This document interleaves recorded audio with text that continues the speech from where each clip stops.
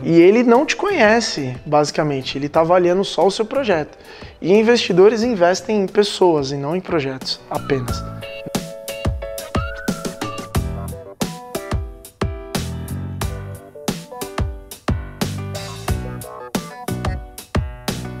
Olá pessoal, estamos no ar com mais um Impacta Talks. Eu sou o Rodrigo Cipulo e hoje nosso bate-papo é sobre empreendedorismo, inovação, startups. Para isso eu recebo aqui Nicolas Marcha. Tudo bem, Nicolas? Oi, Rodrigo. O Nicolas, que é ex-aluno da Faculdade Impacta, né? Fez administração lá. Sim. Ali para 2010. O que é a Upmove? Bom, a Upmove é uma empresa focada em desenvolvimento de tecnologia para a área soluções urbanas. Então, produtos de grandes massas, né? Como a gente vê, aplicativo, hoje o nosso carro-chefe é o Pare Azul, que é um aplicativo para a Zona Azul aqui de São Paulo e para outras cidades pelo Brasil. E a gente tem outros projetos que visam atender um público em grandes massas, né? E resolver problemas do cotidiano. Basicamente, a gente analisa alguns processos aí do mercado, falou, tem uma oportunidade lá e a gente lança produto, né? E a gente está há mais de 3 anos aí no mercado desenvolvendo esses produtos, né? Fazendo um pouco de in-house e software house para o mercado também, até para adquirir maior volume de projetos, né? E é uma empresa que nasceu dentro da Impacta, na verdade, né? Tem sido uma experiência bem bacana porque a cada ano que passa a gente cresce e aumenta os números e graças a Deus a gente está muito bem. Pegando esse gancho aqui que você falou também de crescimento e tudo mais, a gente vê mesmo uma empresa bem consolidada, né? Com clientes grandes, como o próprio governo de São Paulo e tudo mais no aplicativo. Mas como é esse processo, desde lá de trás até essa maturação para começar a crescer? Imagino eu que passou muito perrengue, né? Não, verdade. Na verdade, assim, quem olha de fora, né?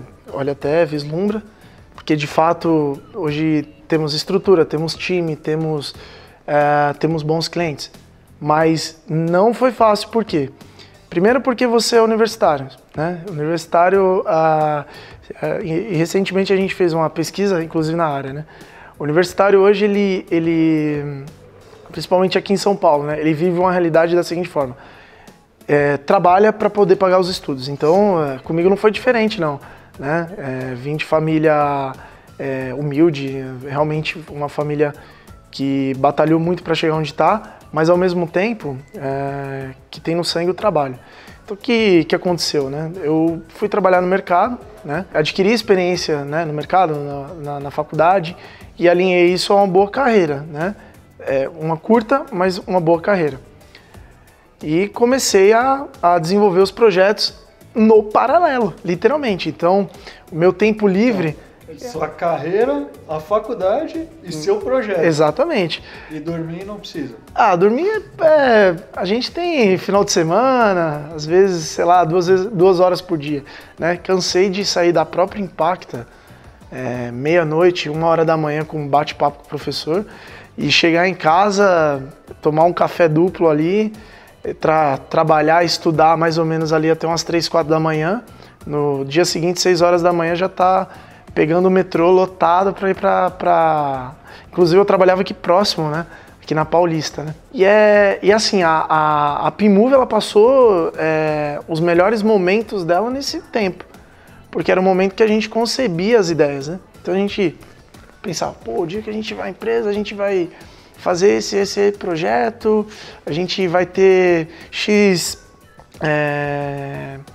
clientes, mais ou menos assim, nesse mercado. E a gente realiza hoje, a gente com tanta facilidade que a gente até esquece a dificuldade que a gente passou, né?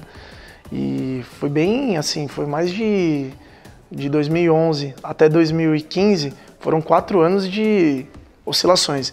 Esse ano eu abro a empresa. Não, esse ano eu fecho ela, porque eu abri, mas não deu certo o primeiro projeto. Então hoje eu estou basicamente nesse projeto 3 anos.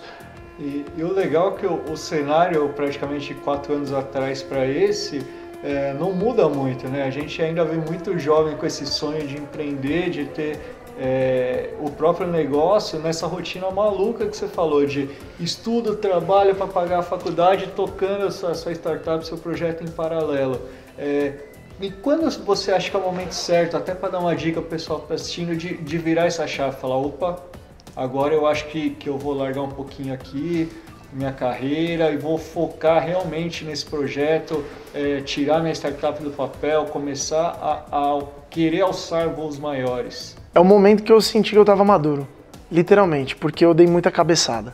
Foi uma coisa assim, eu pedi as contas, sério, eu ficava 1 ano no emprego, eu pedia as contas para montar a P-Move. Era uma ansiedade, eu juntava uma graninha, sei lá, vou colocar em linhas bem pequenas aqui, juntei R$2.000, óbvio que não era esse valor, mas eu queria montar a empresa.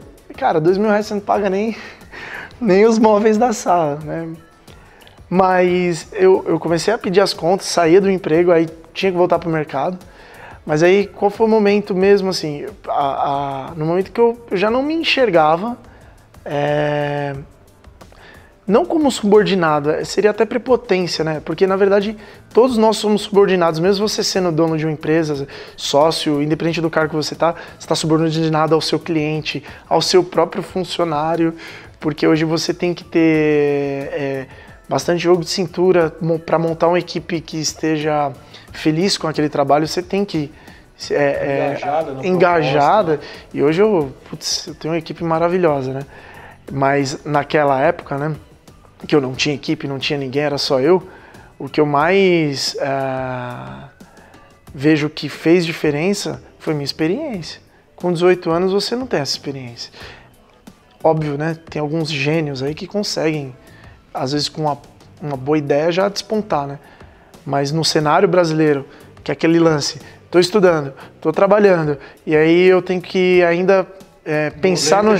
Boleto tá chegando, mas eu tenho que pensar no empreendedorismo nas minhas horas vagas, que seria final de semana. Então você abre mão de uma série de coisas que todo jovem faz. Viajar, curtir, sair, enfim. E aí nesse momento, quando eu já estava com meus 21, 22 anos, depois de uns 3, 4 anos, eu amadureci a ideia e falei, não, eu já sei como montar uma empresa. Preciso, primeiro, criar o produto. Só sair daqui quando o produto estiver pronto. Então foi aí que entrou a Samsung na minha vida, graças a Deus, porque eu escrevi o projeto lá no Samsung Ocean e consegui desenvolver ele lá, né? O protótipo. E aí, depois que a gente montou o protótipo, eu falei assim, bom, agora é a hora de eu arriscar mesmo. Agora eu tenho um produto, eu tenho um mercado gigante e eu vou aproveitar, né? Eu tive oportunidades boas, né, de captar investimento. Mas eu fui sozinho, cara. 18 anos, o cara entrou espinhudo, né? Você entra lá na sala, o cara olha assim, quem é esse moleque, né? E aí quando você mostra o aplicativo no celular pro cara, o cara vê e tal, primeiro impacto muito positivo. A minha maior dificuldade na época era, meu calcanhar de Aquiles, era justamente montar um bom plano financeiro. Porque você vai lá, você quer R$1 milhão? Legal. E o payback? Pra quê? Quando volta? E assim, a dificuldade, você não montava? Não, montava, mas os números não convenciam. Então você falava assim, em 3 anos dá o payback, em 2 anos, subjetivo, um mercado zero. Que referência de mercado você tem? Então assim, até o foco do tipo de investidor tem que ter, né? Daí você virou essa chave, falou, agora, daí criou um protótipo, daí acho que chega numa hora que é onde os empreendedores brasileiros dão aquela travada, né? A hora de captar recursos. Conta um pouquinho dessa experiência que você teve, pessoal, algumas dicas, alguns perrengues, tudo que você passou na hora de realmente consolidar sua empresa, abrir, captar esse recurso para poder dar um passo à frente. Boa. Essa história é bem legal porque, assim, essa história passa muito pela minha vida profissional como colaborador. Meu pai sempre dizia assim para mim, já que você gosta tanto de pedir as contas, você não consegue ficar trabalhando muitos anos nas empresas, o máximo que eu trabalhei numa empresa como colaborador, como funcionário, foi 3 anos. Né? Minto, trabalhei na adolescência 5 anos, mas depois dos 18, no máximo 2 anos e meio. Não porque eu não gostava da empresa ou porque a empresa não gostava de mim, porque eu achava que era um ciclo que se fechava. Profissionalmente não me interessava mais ocupar aquele cargo ou aquela função e eu queria novos desafios, sempre gostei de desafio. Mas ele falava uma coisa, deixe as portas abertas. Então, depois de 1 ano e meio que eu saí de uma empresa, eu vou até falar o nome, a IB Solution, uma empresa que trabalhei por 2 anos e meio também, um dos sócios da empresa virou meu sócio. Ele entrou como um sócio investidor, né? Aportando aí na minha empresa. E foi determinante para a continuidade não só da empresa, mas para a expansão dela. Então eu tive essa oportunidade ímpar, né, de sair de uma empresa e me tornar sócio do dono da empresa que eu trabalhava. Então isso é muito legal, né? Às vezes eu brinco, né? Eu falo, poxa, às vezes as pessoas trabalham numa empresa tão medianamente, né? O cara é mediano, ele faz o básico, acha que está fazendo muito, sai de portas fechadas, basicamente, briga com a empresa, mentalidade realmente pequena, e não sabem que o mundo dá uma volta rápida, né? Um ano e meio passa muito rápido, um ano na verdade. E nesse um ano que eu fiquei trabalhando sozinho, eu fui conversando e tal, e aí quando a gente decidiu em 2017, que foi o ano passado, de ele entrar, foi uma coisa espetacular, porque já tinha um relacionamento, eu já conhecia. Porque outra dica, né? As pessoas têm que entender que o investidor não é bonzinho, ele está colocando dinheiro e quer retorno. Sempre. E ele não te conhece, basicamente, ele está avaliando só o seu projeto. E investidores investem em pessoas e não em projetos apenas, né? Literalmente, você pode ter o melhor projeto do mundo. Se você não for um bom empreendedor, ou na verdade um bom ser humano, capaz, né, tecnicamente, para tocar esse negócio, esquece, ninguém vai pôr o dinheiro no seu projeto, né? Então, um fator decisório para um investidor entrar no jogo é a sua capacidade de fazer esse negócio acontecer. E você também chegou a falar, hoje eu tenho um time maravilhoso, tudo. Fazendo aí um paralelo ao impacto aqui que trabalha e fomenta a educação de profissionais de tecnologias. A gente vê dois mundos distintos, né? As empresas falando, falta mão de obra qualificada, e os alunos na outra ponta batalhando, capacitando e querendo essa oportunidade. Boa. Você acha que o que falta para essas duas pontas realmente se unir, dar um match ali e falar, opa, não, tem esse cara, existe esse cara? As empresas, literalmente, não sabem entrevistar as pessoas, assim. A gente vê, Nicolas, você está fazendo uma afirmação muito forte. Não. O que acontece, né? A gente tem pesquisas no mercado que fala que mais de 80% das demissões são causadas por questões comportamentais. O que significa? Às vezes a pessoa ela vai bem na entrevista, às vezes ela tem o potencial técnico, mas durante a execução do trabalho dela, ela não produz tão bem ou ela não se comporta tão bem. Então elas são demitidas por conta do comportamento e não pela questão técnica, né? Então o que as empresas hoje elas têm de dificuldade, eu vou falar pelos dois âmbitos. Por quê? Eu também, na época, estudante, fiz várias entrevistas, eu tive essa dificuldade de achar emprego e aquele desespero de sempre pegar a melhor empresa possível, que é uma grande besteira, porque, na verdade, o mercado, ele consome os melhores profissionais. Quando você se posiciona mesmo, quando você não só puxa o seu lado teórico e vai para o lado prático construir, você começa a ver que você consegue criar um network até cliente. Quantos clientes já me convidaram para trabalhar na empresa dele? Porque ele via uma boa execução de projeto, né? Mas a questão de contratação. As empresas elas não fazem uma análise boa de time. Então, quando você está contratando alguém, qual a possibilidade daquela pessoa trabalhar sozinha? Quase zero. Hoje a pessoa tem que saber trabalhar em equipe. Então, tem muitas empresas que fomentam dinâmica de grupo e tal, mas aquilo não é real. Então, o que eu vejo que é o bom e prático, né? Hoje na Pmove eu implantei um sistema em que eu abro as portas para as pessoas possam participar de alguns mini eventos que eu faço lá. Hackathons. Então, por exemplo, o cara quer trabalhar lá na Pmove, beleza, cara, vai lá brincar com a gente lá, vai tomar um café. Eu jogo o cara dentro do meu ecossistema, vejo como ele se comporta, analiso totalmente o perfil dele, comportamental, com a galera. Cheguei, vou te dar uma tarefa aqui para você fazer aqui, codar. Literalmente você vai ter que fazer um projeto aqui com a galera e esse é o desafio. Coloca um desafio, coloca um prêmio simbólico. E a parte da entrevista eu faço lá no final, com os melhores, os melhores ranqueados, vamos chamar assim. E eu implantei isso esse ano. né? Como eu falei, eu tive dificuldade. Qual era a minha dificuldade? Primeira coisa que a empresa faz é o data mining, né? Pega o currículo, minera aquilo, tal. Óbvio que tem que continuar existindo, mas você chama para entrevista, você não vai conseguir captar tudo. Você não vai. Então, aí tem a prova técnica, aí você põe uma prova prática para ele fazer alguma coisa do tipo. Legal. Mas e o comportamento? Então eu implantei também uma análise de perfil. Então você não entra na empresa sem antes fazer uma análise de perfil. Nessa análise de perfil a gente tem lá 16 perfis diferentes de profissional. Esse teste que eu aplico lá, ele é automático, é um sistema fantástico. Muitas empresas, inclusive no Vale do Silício, usam ele. Então eu li alguns livros e eu vi que esse era o caminho. O Google não só faz isso, mas faz às vezes entrevistas longas, até de semanas, até para o cara entrar lá. Vários testes e um desses testes é este, né? E eu consigo ver lá, não, eu tenho muita gente igual esse cara aqui, não vai dar certo. Aí eu troco, coloco e aí dá o match que a gente busca. Outra coisa, a empresa está localizada em uma região próspera em mão de obra. Por isso que eu saí de São Paulo. Ah, Nicolas, mas São Paulo não tem mão de obra? Tem, mas o turnover aqui é tão alto e a demanda e oferta tá tão maluca que às vezes o profissional, ele não... Eu mesmo era assim, eu ficava 2 anos...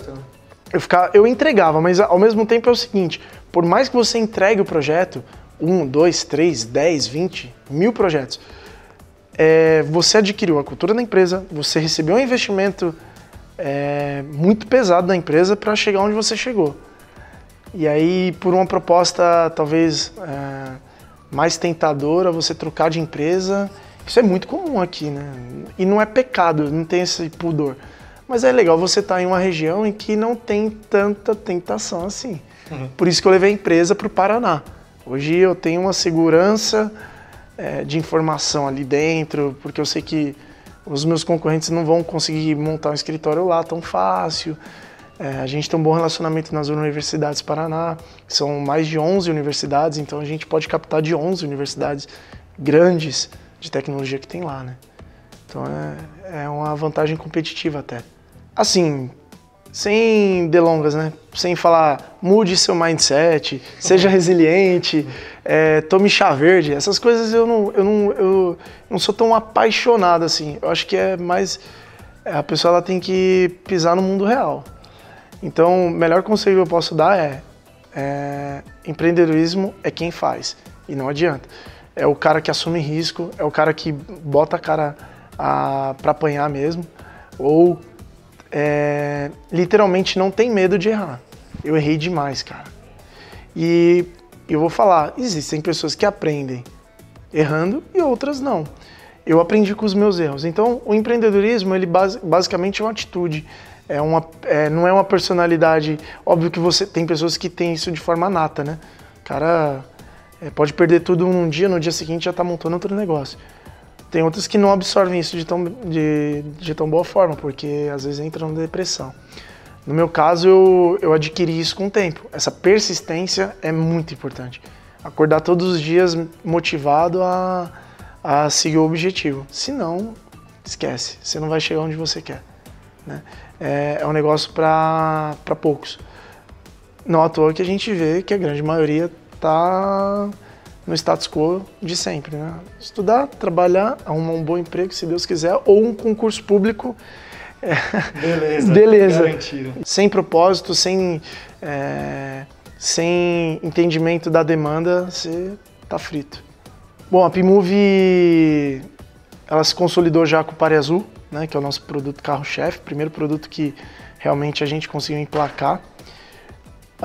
Pretendemos expandir ele para mais algumas capitais. Em breve a gente vai ter novidades. Porém, a gente vai segmentar agora para o mercado privado, literalmente com muita força. Então a gente está hoje com 2 projetos bem legais, que são distintos entre eles. Então eu já tenho equipes separadas para cada projeto. Então as equipes não vão se misturar. Eu tenho uma equipe para esse projeto A e uma equipe para o projeto B. E um desses projetos se inicia ao final do ano, né? A perspectiva de lançamento da plataforma que a gente vai vai criar, que é uma solução que eu não posso abrir ainda. Talvez a Impacta venha a ter conhecimento antecipado, mas a gente está lançando um projeto muito grande, com parceria com grandes empresas, que é um produto que vai impactar bastante a vida, principalmente do paulistano, que é um produto que vai rodar muito aqui em São Paulo, né? E é um produto que vai aproveitar uma onda aí desse crescimento de mobilidade urbana. Então a gente vai voltar para esse mercado com um pouquinho mais de experiência, como a gente teve com o aplicativo do táxi em 2010, 2011.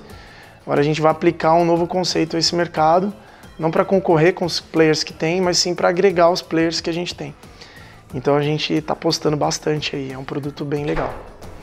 Sensacional, obrigado Nicolas por aceitar o convite, pelo tempo, por estar aqui com a gente.